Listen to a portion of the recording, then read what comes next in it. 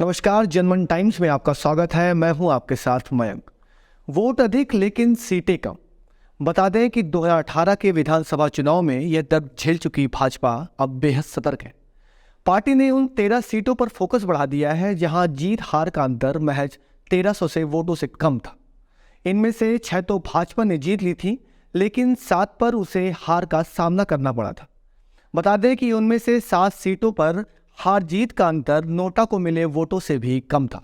यानी यूं कहे कि यहां नोटा को ये वोट नहीं मिलते तो 2018 में भाजपा को कुल 116 सीटें मिल जाती और भाजपा की सरकार बन जाती। इन 13 सीटों में से जीत वाली सीटों पर वोट बढ़ाने और हारी हुई सीटों पर जीत की रणनीति तैयार की जा रही है। यही नहीं, इस चुनाव में पार्टी को कुल 41.6% वोट मिले, लेकिन सीटें 109 मिली थी, जबकि कांग्रेस 41.5% वोट पाकर 114 सीटों पर काबिज हो गई थी।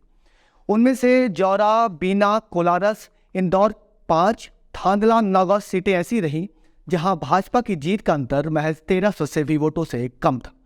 इन सीटों पर कब्जा बरकरार रखने के साथ जीत का अंतर बढ़ाकर के चुनौती लेकर के पार्टी तैयारी कर रही। दरअसल भाजपा ने वोट शेयर 51% पहुंचाने के लिए जो रोड मैप तैयार किया है, उसमें कम अंतर की सीटों पर विशेष रूप से ध्यान दिया जा रहा है। इन सीटों के जातिगत समीकरणों को बारीकी से खंगाला जा रहा है। इस बार विधानसभा चुनाव में आदिवासी के साथ ओबीसी वोटों को जोड़ने पर जोर दिया जा रहा है। वहीं कांग्रेस के सामने भी चुनौती बड़ी होने वाली है। नोटा की वजह से 7 सीटों जैसे ग्वालियर दक्षिण, जबलपुर उत्तर, ब्यावरा, दमोह, राजनगर और राजपुर में कांग्रेस को कम अंतर से जीत मिली थी। कांग्रेस के सामने ऐसी सीटों पर जीत का अंतर बढ़ाने की चुनौती है। हालांकि नगरीय निकाय चुनाव में ग्वालियर, जबलपुर में सफलता ने उम्मीदवारों की मजबूती और उम्मीदों की मजबूती बड़ी कर दी है। पार्टी सत्ता में करीब 15 महीने तक ही रही और अब विपक्ष में है, तो भाजपा सरकार पर लगातार हमलावर होती जा रही है और एंटी इनकम्बेंसी को धार देने के साथ सत्ता के जादुई आंकड़े तक पहुंचने की कोशिश कांग्रेस पार्टी करने वाली है।